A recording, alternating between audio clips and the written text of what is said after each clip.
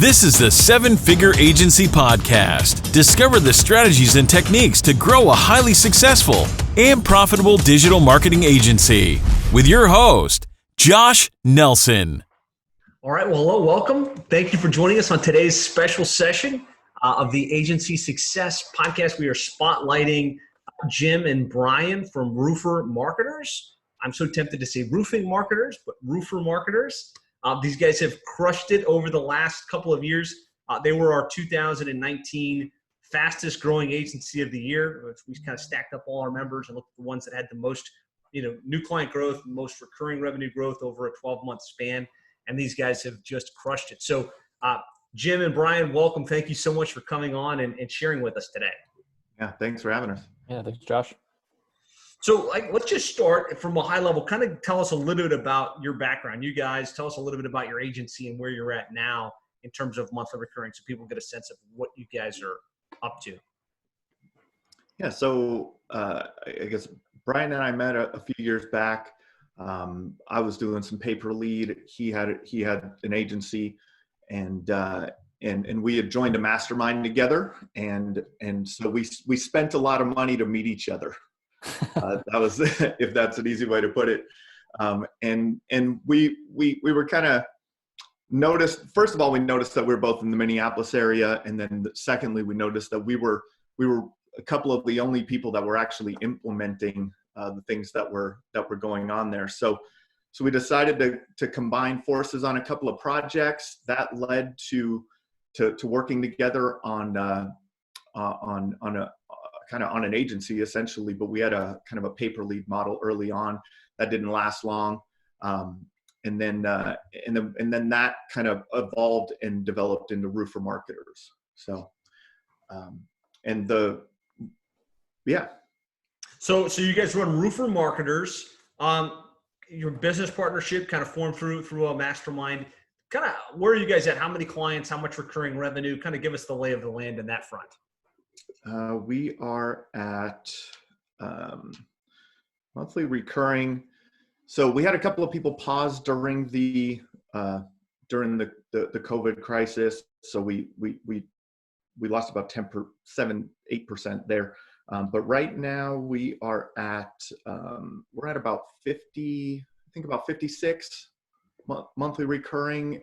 20. I think it's like 28 clients, 29 clients. Fantastic. Yeah, that sounds about right. That's great. And how long have you guys been at the specific niche focused agency at this point? It's kind of so I think it was, what was it? I think we got our first client in October of 2018. Yep. But we were kind of just like fiddling around at that point, trying to figure out what to do. Weren't so sure if we were going the full roofing niche or not. I think it was really when I came down to the 7-figure agency intensive, I think it was February. Mm-hmm. That's really when we kind of went 100% in. So it's been 15 months probably, I would say, about, right, Jim? Yeah, about that. And then we were kind of working on it for a couple of months before that. We were funnel hacking Josh and yeah, writing our book to emulate what he did and things like that. So that's awesome. Well, I mean, congratulations. In a little bit more than a year, over 50,000 in monthly recurring and growing on a pretty consistent basis. You guys have done an excellent job.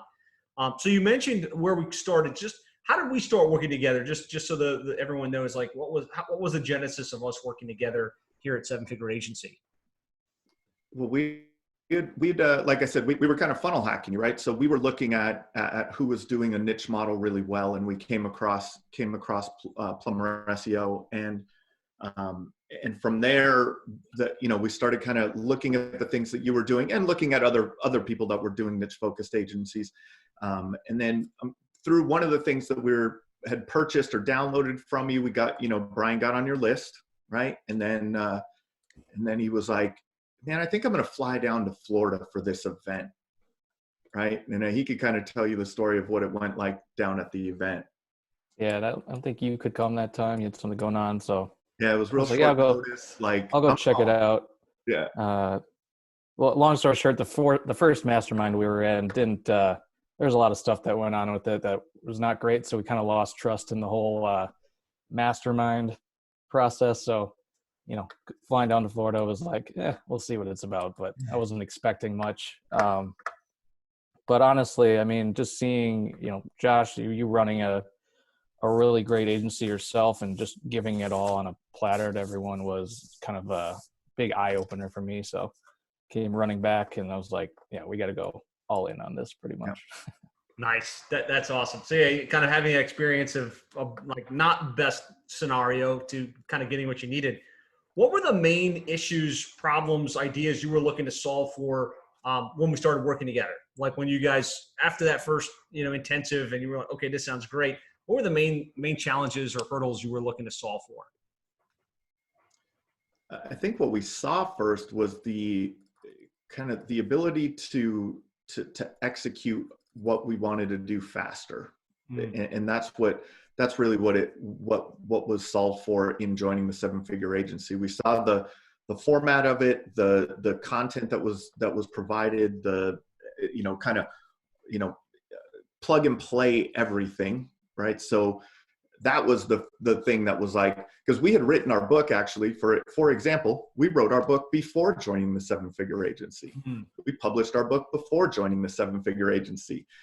And then we got access and I logged in the first time and there's the book, right? Like, so it really, made us, kind of focused in on, man, we just need to implement and execute the next thing. And between, the coaching sessions with you and Jeff and the content that's in the members area, that's what we've been able to do is just execute the next thing.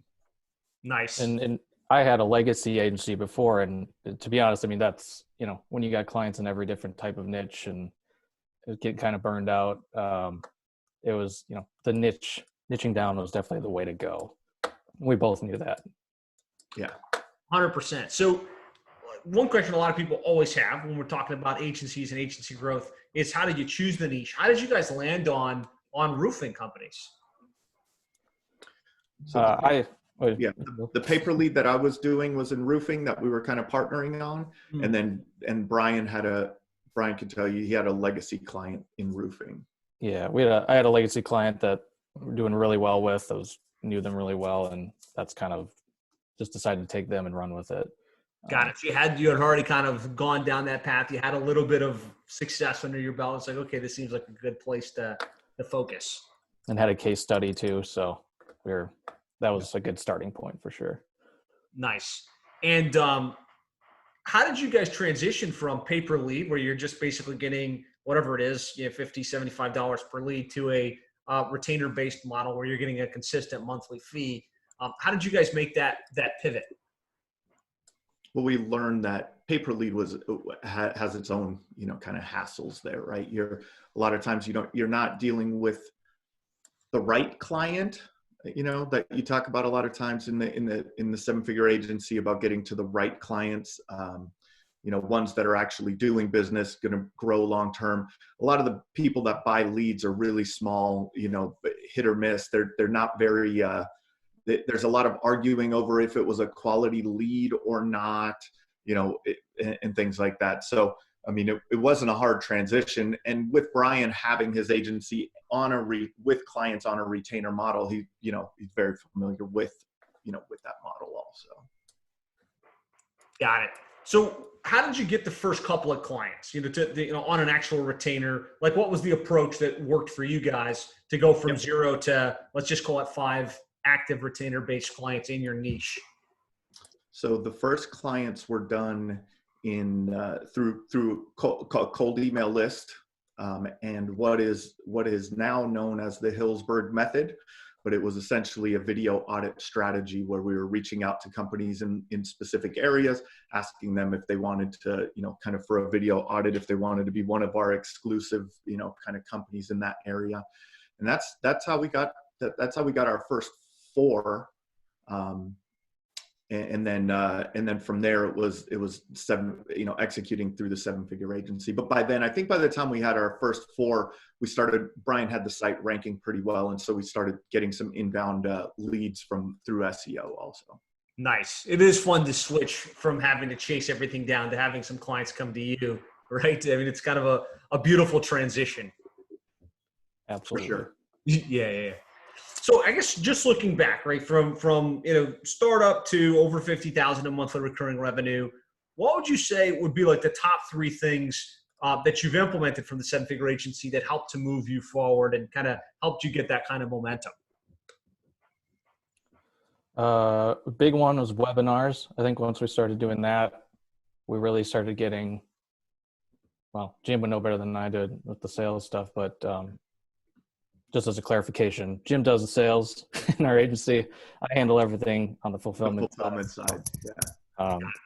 Yeah, it's been, that's just for clarification. But yeah, webinars. What else, Jim? So really, we did. We kind of started off from the process side when we came in, right? So hot lead follow-up system, starting to build out some systems on the fulfillment side. From a prospecting aspect, webinars was definitely the first one that started going for us. We had the cheat sheet running for a while. We had, our book funnel prior to even joining the seven-figure agency.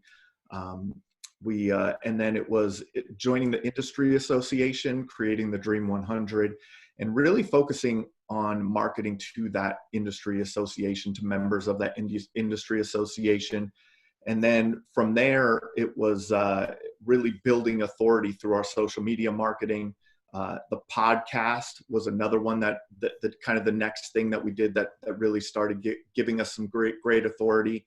And the case study, of course, we had the case study running. So essentially what we did is we just took the next thing. Hey, what's the next thing to do? Let's implement and execute on it. Implement and execute on it.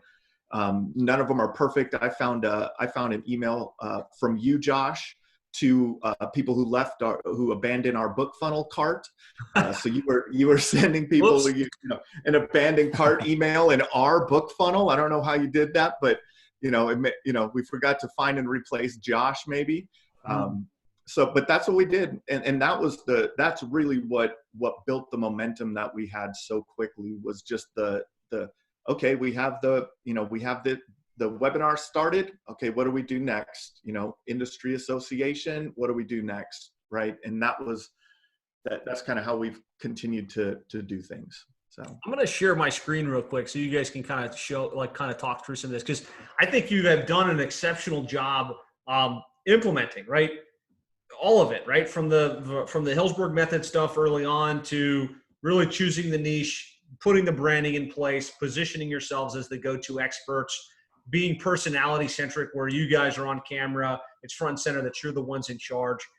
Can you talk about how you made the transition from, direct prospecting, which a lot of us do, and some of us, like even seven-figure agency members that are in the on-ramp, and it's like, okay, I got to reach out, I got to send these videos, I got to try and get clients through that mechanism, to doing webinars and advertising and promoting webinars and kind of positioning yourselves as the experts. Can you talk a little bit about how you made that transition? Yeah, so for me, it wasn't really a transition. I learned probably in the mid 2000s. I did a lot of public speaking and trainings and things like that. And I learned very quickly that the person in front of the room is the expert. And that carries over into, into social media, into, the way that you put yourself out there through like you can see just through the videos that we did on the website and things like that. So, and then I have a background in helping clients with video and things like that too. So, and have never shied away from the camera. Well, actually, I failed public speaking 3 times in college. I passed it on the 4th one. So it did take me a while. It did take me a while, right? So it was a hard-learned skill.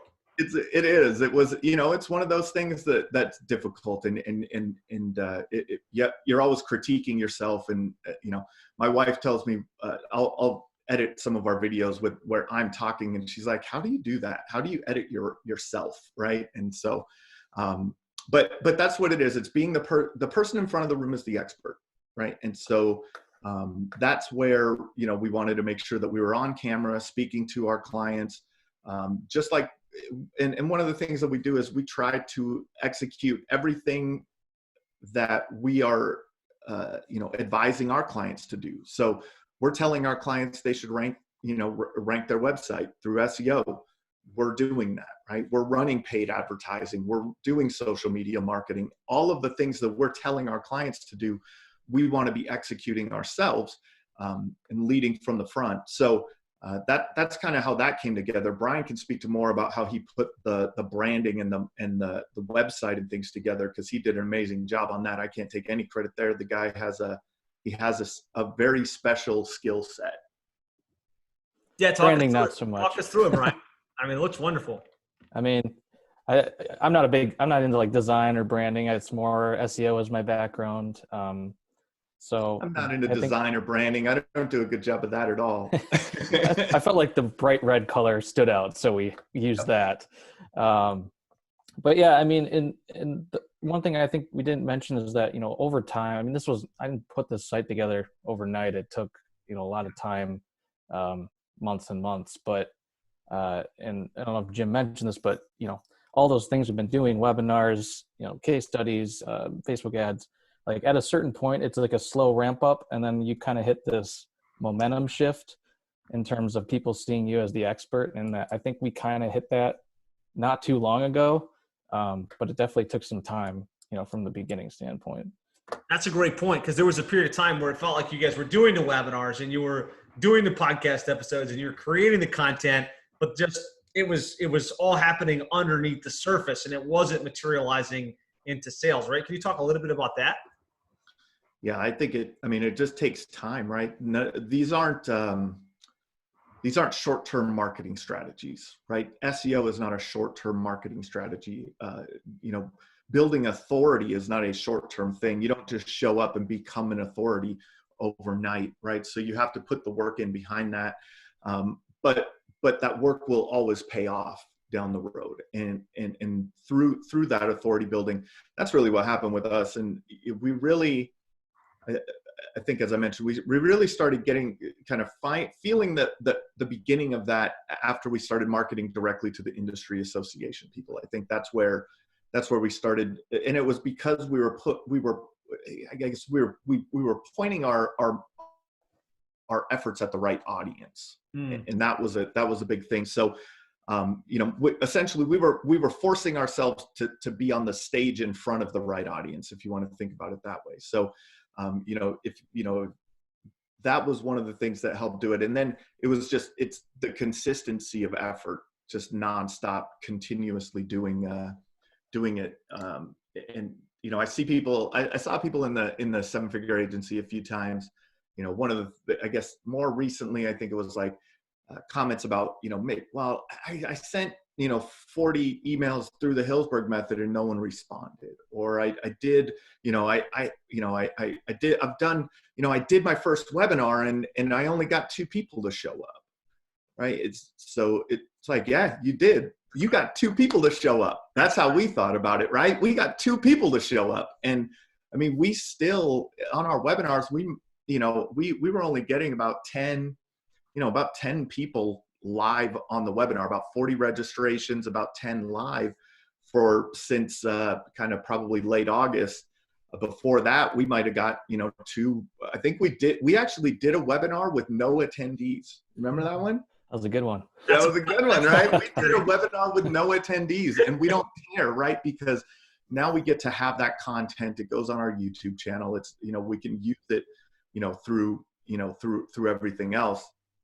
And then, when the COVID hit, and we did the COVID-19 webinar, that's when our list really responded. And that was the first time I had like 53 people live on the webinar for that. And I was blown away. That was amazing to me. So our goal, one of our goals when we joined the industry association was to try to get everyone in that association to know who we are. Mm-hmm. It wasn't to sell to X amount of roofing contractors. I mean, we have our sales goals, of course, but we, it's all about that. I just wanted them to know who we are, and that was kind of what we, kind of how we did that. So, sorry. Yeah, you can see here some of the content on the YouTube channel. Mm-hmm. All the podcast episodes, the webinars, things like that. Yeah, so I think, if you were to take this in sequence, chose the niche, started doing some cold outreach, joined the association, which gave you a good list, not a garbage list, but a good list of prospects. And then you were just really aggressive in your outreach to that list with value-added content. Get them the book, invite them to the webinars, start planting those seeds, and it started to result in a culmination of opportunity coming at you, not from one channel, but from lots of different channels. For sure. Exactly. That's it. You remember that sales trainer, but he's an older gentleman, Jim Rohn. He passed away now. Mm-hmm. Remember him? Yeah. There's one kind of quote from him that always sticks in my mind, and that's to have a consistent business, you need 5 to 7 lead sources, right? So if you're only focusing on, hey, well, I'm doing these webinars and nothing's working, well, you only have one lead source there. So you're missing out, right? So you have to get to 5 to 7 lead sources, right? Ranking your website, doing, running Facebook ads to a case study, doing a podcast, marketing to your industry association, doing your webinars. So each of these things, and once you have that concept, to me has stuck with me. And I always think of that when executing a business, executing a new business. Multiple sources of inbound opportunities. That's right. I think you guys have executed as well as anybody in the group in becoming omnipresent in the industry, right? Yeah. And it didn't start with trying to target all roofing companies. It was, let's find the roofing companies in this association and let's create great content for them. Let's get it in front of their eyeballs. And what's funny is when you do that, it permeates the rest of the industry. Like, I'm sure you're getting people outside of the association, but because you were creating it for that specific audience, that's how the positioning really started to materialize. Yeah. Mm-hmm. That's exactly how it came together. Very cool. So if you were to look at, all of the different marketing that you do, is there 1 or 2 strategies that seem to be generating the lion's share of the opportunity for you at this point? Or is it still kind of diffused across the base? Diffused across the base. I would say that the largest volume of leads comes through search. So our website being ranked. That's powerful. Yeah. Of inbound inquiries. Secondly, probably right now through the case study, and then everyone kind of once they're in. That's when we're presenting them with the webinars and the podcast episodes and all of those types of things. But I've had opportunities come directly from the podcast. I've had opportunities come directly from Instagram. Opportunities come directly from LinkedIn. So through our social media marketing, is another place that we've definitely found some good traction. And once you opt into anything or come to our site, you're never going to get rid of us. You'll never get rid of us. You're pixeled. You're on the list. That's right. Nurtured Sorry. and nurtured and Sorry, nurtured. everyone. Go ahead, visit our website. I dare you. I'm sure they will. Yeah, and they'll see your retargeting ads and all of the other amazing stuff you guys are putting out.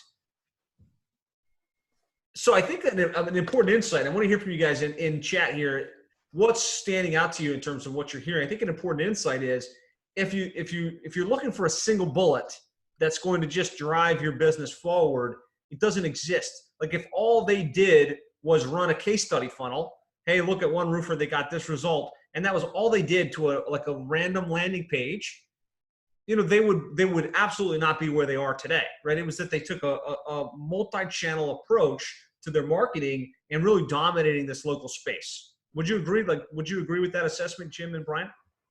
Yeah, for sure. 100%.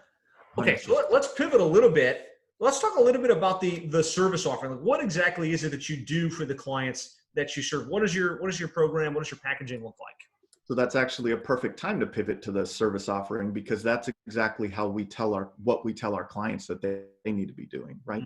You can't just do SEO. You can't just try to rank your Google My Business listing. You can't just do pay-per-click advertising. You can't just do social media marketing. So it's a combined package there. So our package includes essentially the way that I describe it on a daily basis is what we do is what the way that Google displays search results for the roofing industry, roofing search terms with commercial intent, right? So that's the core of what we do. That's our Get Found package, as we've talked about before, and that is, a fully optimized website, not only optimized for SEO but for conversions.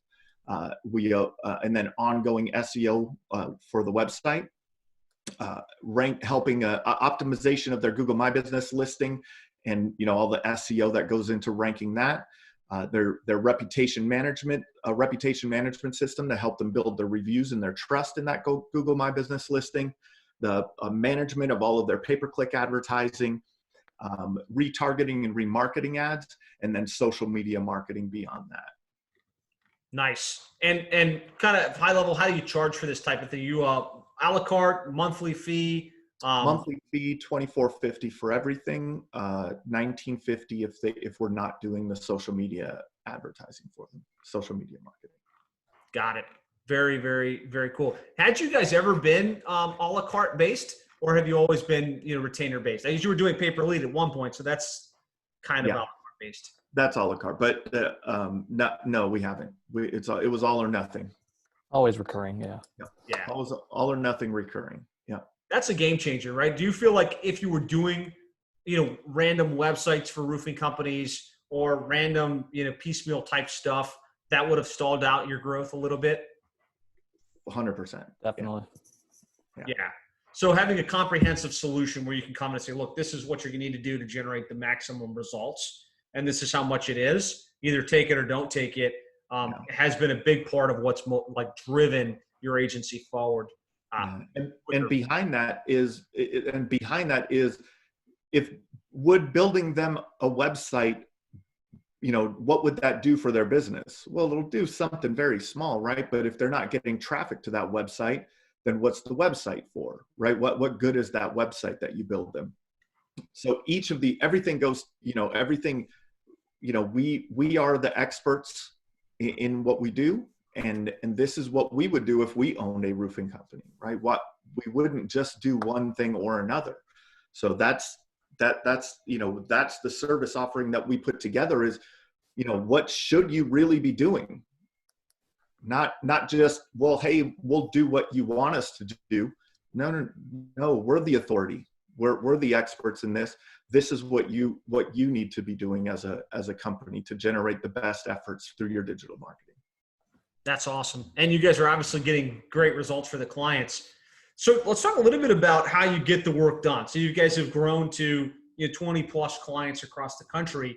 What does the operation look like? Is it just the two of you? Have you started to add team members at this point? We've built a team. It's definitely been a learning process. But most of our team that does the fulfillment is in the Philippines. They do great work. I've trained a lot of them. We have a US-based account manager, project manager. They handle that sort of stuff. But our team's about, I think, 10 people now, 11 people. Nice. So that definitely helps to get it all done. Scott's asking, as it relates to the package and the website, do you include the website in the monthly fee, or do they pay a separate fee for the website and then the monthly fee? The website is included. We have an initial 12-month agreement. And so really it's not a 12-month agreement. It's 12, the kind of we went through some things for our agreement, getting a new agreement put together. So it's really it's our fee for the year, right? And then we break that down into 12 installments. And so the website is included in that. Yeah. And I found that to work best. Like, if you're going to charge a separate fee for the website and then a separate monthly, it just creates inconsistency of the cash flow. So I always recommend having one monthly fee that includes the website and the whole 9 yards. Yeah. Yep. Sure. Good question, Scott. And if you guys have other questions, post them in comments. That way we can answer your questions and keep this as interactive as possible.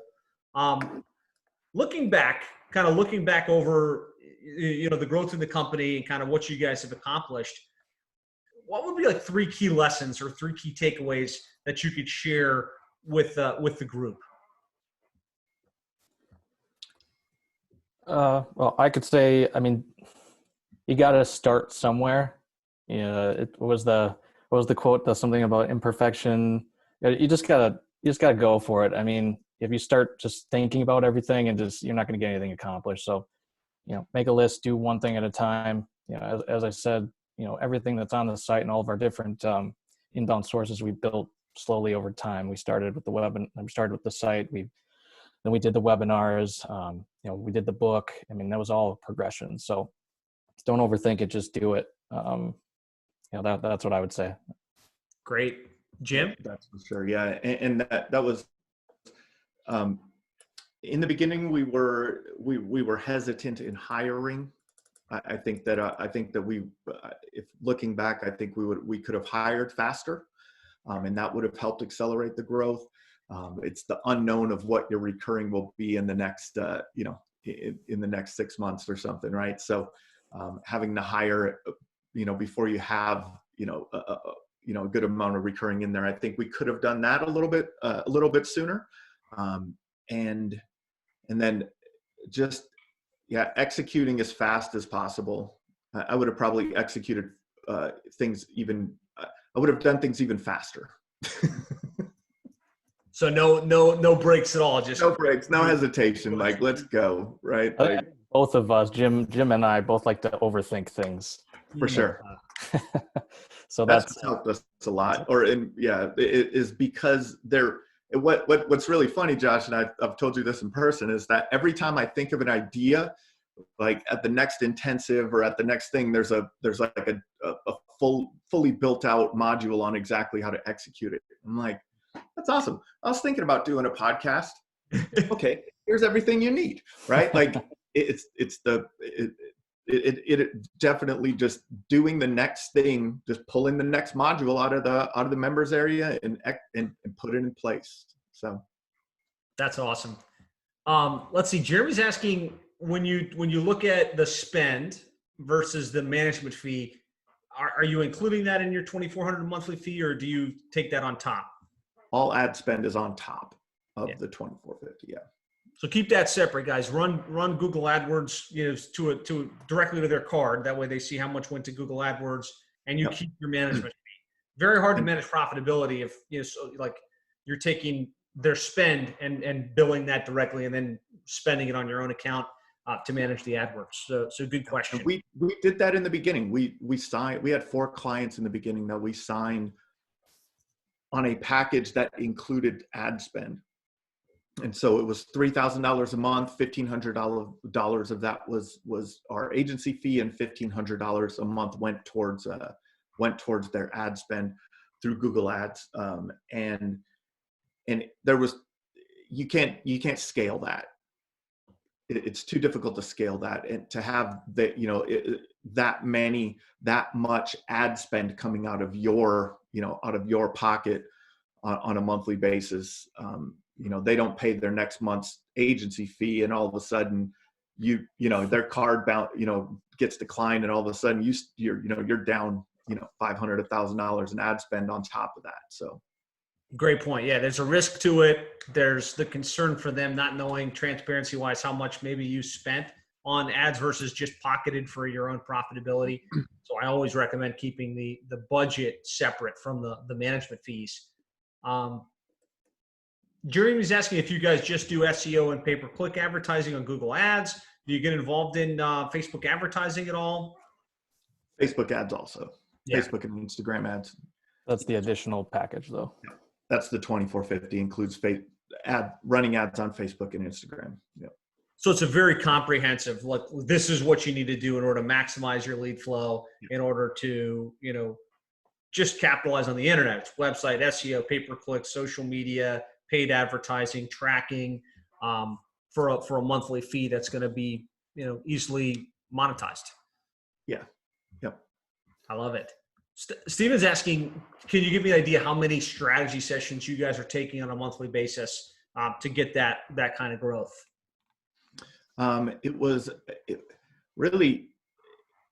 It depended on the month. We've had a lot of fluctuation in that. It hasn't been like, hey, we do 10 strategy sessions a month, right? but between 6 and 10 is probably what we averaged in the kind of once we kind of got a little bit of momentum. We were at about 6 to 10. The goal now is 20.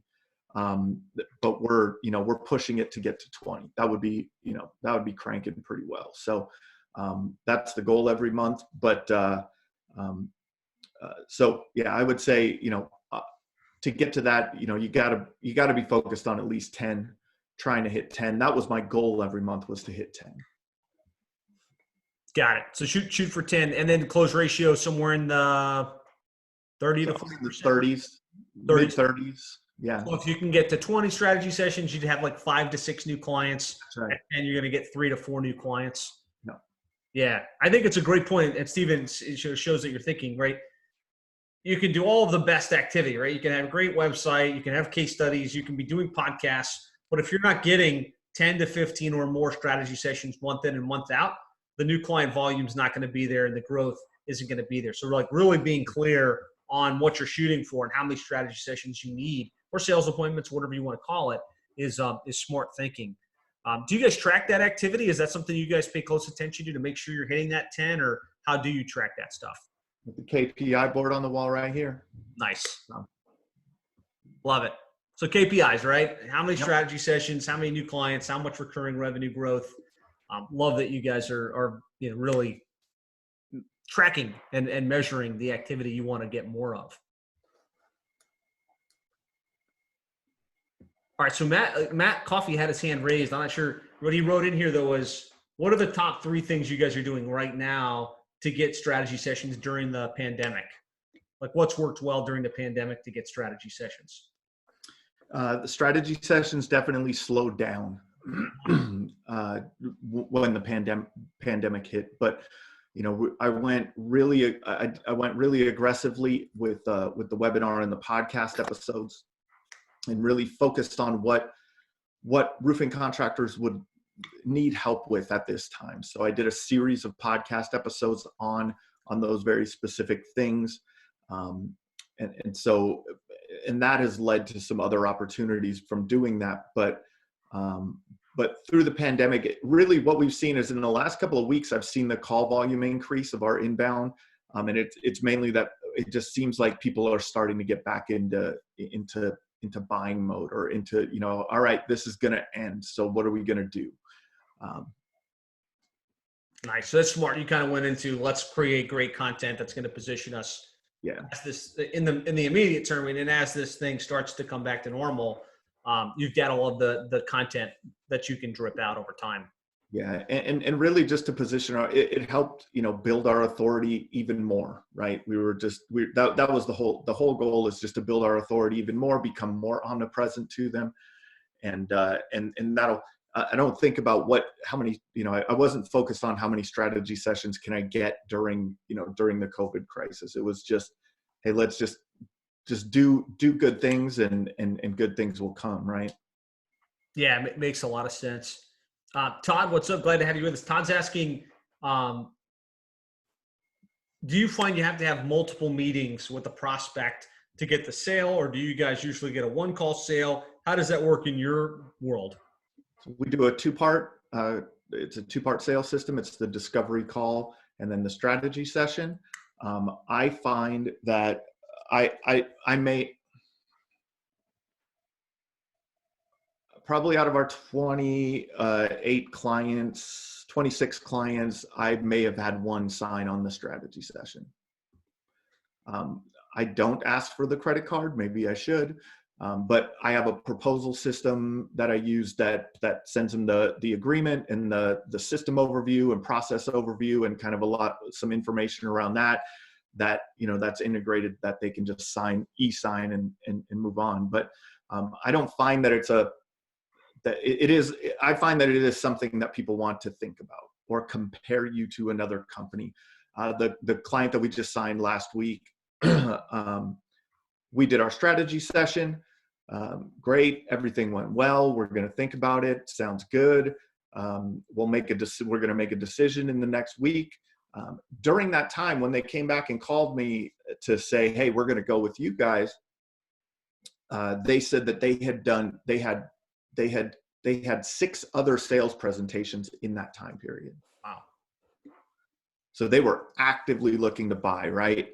But they wanted to make sure that they were making the right decision. And I'm happy to let someone shop me, go and do a strategy session or a sales presentation with another company in our space. You'll see the difference. So. Yeah, it's a great point. And I think we're similar in that front, right? We don't, we'll ask for the business, but we don't usually get it right on a one sale close, right? There's an evaluation process that goes into place. There's a follow-up system in place. I would say probably 80% of our deals come, in the follow-up week, 2 weeks after that initial sales presentation is made. Yeah. Sounds like that's how it's working for you guys as well. Exactly. Yeah. Yeah. And I mean, listen, when it does happen and they do give you the credit card over the phone, that's great. But if that was your only play and that's how you thought it would always need to go, you'd wind up probably frustrating some of your prospects because you'd be, hey, listen, if you sign today, I'm going to knock, X amount off the deal. And that it just doesn't feel congruent. It doesn't feel professional. So good question though, Todd. There's a few in the Q&A if you saw that too. I don't know. Didn't see it. Glad you brought it up. Let's see.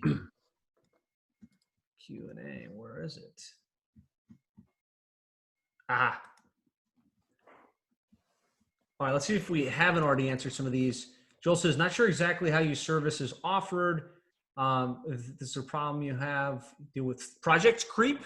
That sounds like something. Scope creep, right? Yep. We had a conversation with Josh about this the other day, and it's part of it. We don't, I don't know that we've dealt with it exceptionally well or exceptionally poorly, right? Where we just kind of we take it case by case. So, but we try to set the expectations up front. This is not a custom website that you're getting. It is a framework that we put forth that works best for what you're trying to accomplish, and that's leads, generating qualified leads to your roofing business. So. And when you're getting $2,500 a month, you can afford to, hey, look, we'll do a little bit of extra than maybe we thought, right? Yeah. Yep. Kind of what you're experiencing. Yeah. So Jeremy's got a good question. Is when you're running your ads for the agency, how are you able to target roofing companies specifically and not just anybody? For our agency, yeah, Brian can answer that. Custom audiences. Yep. So, Josh Wheeler has talked a lot about that, but joining the associations, getting a list, and I mean that's the best way to do it. I think upload that list to Facebook and run those ads. And create great content that gets people to get onto your page to get pixeled, so that now you're creating that audience and you're very laser targeted. Jim, I'd love it if you could unpack your omnipresence on steroids. I know, like a year and a half ago, I was talking a lot about join the association, put out content, show up everywhere they look. And you kind of took that concept of omnipresence and you said it's the omnipresent strategy on steroids. Can you talk a little bit about that? Yeah, for sure. So that really hit me. The omnipresence, just the word, right, and the concept behind it really, really, really resonated with me.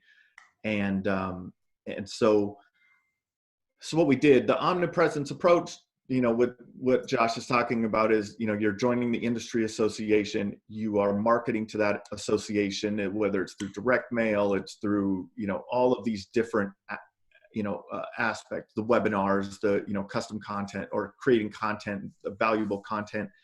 And so what I did is I thought, how do we do this? And, how do we increase this exponentially? And really, I mean, it came from 3 sources. The kind of the way that I put this together came from 3 sources. One is Gary Vaynerchuk. He's the king of repurposing content and creating a lot of content from what he does, and just creating a ton of content. That guy's, I can't believe how much content that guy puts out. 60 pieces a day. The other one was Frank Kern. Frank Kern had a little course on kind of that kind of had this essence. And another, someone else, Peng Jun, had another course that kind of had this essence. And so what essentially the strategy of it is to take take a large piece of content and break it up into multiple pieces of content and distribute that content in as many places as possible. And so if you go to, I don't know if you could go to Instagram.com/roofermarketers, that's the best, kind of the best, or yeah, you click on the Instagram logo there. And you'll be able to see here kind of what we do on a daily basis. These are what we've termed videograms. So we take, I like does the searcher's intent matter? So I created a series of educational videos that we repurpose and put out on an ongoing basis. But then you can see we're also pulling little clips from all of the podcast episodes that we do. That's our biggest, the largest number of pieces of content that we have that gets circulated through this. And the goal is impression share. So go up to the top there, Josh, in the search bar and type in #Roofers World, I think. Roofers World. Roofers World, Roofer World, something like that. No, not that one. So try it with singular. Roofer World. Do Roofers of Instagram there. Roofers of Instagram. 59,000 posts, right? So this is another thing. I just took it from Danny, right? Now, so scroll down this feed of posts. And I guarantee that we will be there. Yeah, there you are. Over and over, and just continue to scroll down and we will be there over and over again. So I try to take over hashtags, or not take over hashtags, but insert ourselves into the conversation through hashtags on Instagram. We also do the same posting on our Facebook, on LinkedIn, my personal LinkedIn, on the business LinkedIn, so everywhere you go, we will always have a post in our feed. I was telling, I mentioned this on Joe Troyer's podcast that I just did with him, is that we actually have had one of our employees unsubscribed. She's like, I can't take it anymore. Every time I open Facebook up, you're in my feed. And that's the concept behind the omnipresence on steroids, is to always be in front of them. Every time they open their Facebook, every time they open their Instagram, every time they open their LinkedIn, I'm there. And so it's just an impression share, right? On a basic level, it's just how much impression share can we achieve with the content. And kind of that, the shortcut or the hack is, it's not like you're creating hundreds and hundreds of pieces of content. No. You create 1, 2, 3, maybe like long form pieces of content, a webinar, an interview, a podcast, that gets then split up into micro components that are named differently, titled differently. And that's how you've got this constant flow of new content getting dripped out. Exactly. And Jim, you're able to kind of flip the script on that when you're selling to those people, because they're so used to seeing you. You're like, well, that's what we're going to do for you. Exactly. Yep. And the fact is, everybody wants to deal with the expert in their type of business, and they want to deal with the best of the best. And like it or not, the person that's most present, the person that is putting out the content, the person at the front of the stage, the person that's running the webinar is perceived as the expert. And so that's why these guys are coming to you and they're willing to pay premium to have you implement these ideas for them. Yeah, we raised our prices during COVID. Nice. April 1st, our prices went up to $19.50 and $24.50 from $17.50 and $22.50. So, the more authority that we build, the better that we execute for our clients. We didn't go backwards during COVID, is the easy way to put it. So that's awesome. Give a thumbs up, or that was awesome to Jim, if that was useful to kind of hear how he's thinking through this omnipresent strategy and how he's developing this authority positioning. So we have a couple questions in here, and then we'll start to wrap up. Bear's asking, do they get charged an additional setup fee of the first month, or is it just a flat monthly from the inception?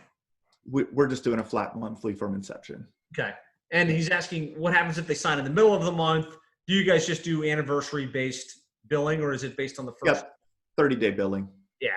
Same here, Barry. So like if a client signs up on the 17th of the month, they just get billed every 17th until they cancel. So there's no need to prorate. There's no need to try and figure out How do we get it to set on the first of every month? So good question. Steven's asking if you remove clients from your marketing list once they become a client, so they're not continuing to see. Yeah, we do. So we move them over into a partner. We call it a roofer marketers partners. That's how they're tagged in our system, or in our list, in the roofer marketers partner list. So they may get a different type of content, right? But they won't get invited to they won't get as much, for sure.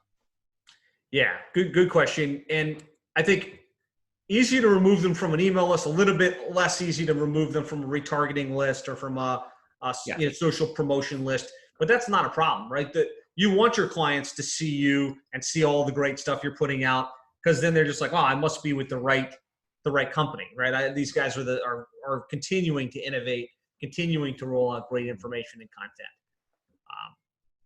Great stuff. I think some amazing insights here on how you guys chose the niche, position yourself as the experts, land clients, get the work done, continue to grow, continue to scale. I guess for those maybe that are listening that aren't members of Seven Figure Agency, what would you say as someone that's thinking, should I get involved with this? Should I not? What would you guys' feedback be to that person or persons? If you are looking to build a niche agency, do it. There's nothing better. Yep. I've done both Brian and I, and I'm sure everyone here on the call or watching, in the future has spent money on a lot of courses and things like that. And this was by far well and beyond anything I've ever had in any kind of course. So that's awesome. I appreciate that. So going from where you were to 50,000 and beyond in monthly recurring and growing, I have no doubt you guys will be seven figures by the end of the year. I think that's the target, right? How has that impacted your business life and your personal life? Like, what's the impact of that for you guys? Well, I mean, we're still pretty busy. We're a little busy. Busy. Things are a little busy around here. It's been nice to take a paycheck. That's been nice, huh? That was the biggest thing. That was good. Yep. It's been growing. It just gives you some room to work with. And I think that in the beginning, I know a lot of people can relate. You're tight with funds. You're like Jim said, we're unsure if we want to hire someone because you're just kind of juggling. Can we afford this? Whatnot. But it's nice to have that kind of little comfortable room right now. That's the biggest thing in business for sure. We've definitely passed the point of where we know what's going to happen, right? There's just no doubt anymore where we'll be able to take the agency. So it's just kind of that confidence that you're on the right track. The momentum is there. It's not like it's going away, and knowing that there's a bright future without question out in front of you guys. Yeah, for sure. Very cool. So as we wrap up, any additional nuggets of wisdom you would offer to that agency owner that's, just trying to get to the next level, trying to, get things to that next place? What nuggets of wisdoms would you share for them? What would you share on the fulfillment side, Brian? I would say, this isn't for everyone, but have an understanding of what you're hiring out to people before you do it, because there's a lot of people out there that do great work, but there's a lot of people that don't do great work. And I think you'd rather know kind of ahead of time what you're getting yourself into before just subbing everything out and hoping for the best for your clients, because it's not a trial really period when you have clients and they're waiting for results. No doubt. That's my 2 cents. I love it. From a sales perspective, I would say that you have to make sure you have the right mindset. One of the books that I've read, and I know, a lot of people have probably read in this group is Grant Cardone's 10X rule. And, I've heard Danny talk about it a lot of times. And the core concept that I got from that book was everything is going to take 10 times more effort than you think it's going to take. It may take 10 times longer than you think it's going to take. So if you think you need, 10 strategy sessions to get to, your first, 3-5 clients, try and do 100, right? 10x that, and in that 10xing of your effort is where you're going to really just build momentum quickly. Powerful. I'd also say maybe find someone, and this obviously doesn't apply to everyone. I give props to like Danny, who kind of headed the agency himself to start, but Jim, I mean, he's a great sales guy, and he complements my skill set because he doesn't do the fulfillment stuff. I like to oversee the operations side and everything. So us two working together works out really well. If we both were good at sales and weren't good at the other stuff, it really wouldn't make sense. But in this case, it does. Partner with or hire weaknesses, right? For sure. Yeah. I'm sorry, Jim. I talked over you there. Oh no, partner or hire your weaknesses quickly, because that's what you procrastinate on. Mm-hmm. I love it. Excuse me. Well, thank you guys so much for sharing. Congratulations on your growth and success. I mean, tremendous momentum. And again, I have no doubt you guys are headed to multiple 7 figures and beyond over the next 12 to 24 months. So thank you for sharing. Thanks for all the amazing insights. For those of you watching this after the fact, be sure to tag Brian and Jim. Thank them for sharing. Thank them for their insights. Yeah, thanks, Josh. That was awesome. Well, I hope you get great value from that session. If you'd like to get more ideas, strategies, and techniques on how to most effectively grow and scale your digital marketing agency, I'd like to invite you to go to 7figureagency.com. Got a number of resources that you're going to get tremendous value from. You're going to go to 7figureagency.com. If you scroll down, you can grab a free copy of my book, The 7-Figure Agency Roadmap. That really spells out big picture, how to position yourself as the expert, how to grow your agency, and how to scale to 7 figures and beyond. The other resource I want you to check out on our website is the podcast, right? If you're listening to this and you'd like more, I've got dozens of interviews with highly successful digital marketing agencies on how they've grown and have scaled their agency. So if you go to 7figureagency.com, you hit the podcast button. There you can subscribe on the channel. That's of most benefit to you. And the last thing I'm going to suggest is make sure that you go to 7figureagency.com/group or search on Facebook for the Local Agency Success Group on Facebook. I'm in there. The guests that we've had on the show are in there, and thousands of other successful digital marketing agencies. It's a great place to plug in, share best practices, and network with other highly successful digital marketing agencies. So thanks for joining us. Thanks for listening. Again, I hope you got great value, and I look forward to seeing you in the Facebook group. I'll talk to you soon.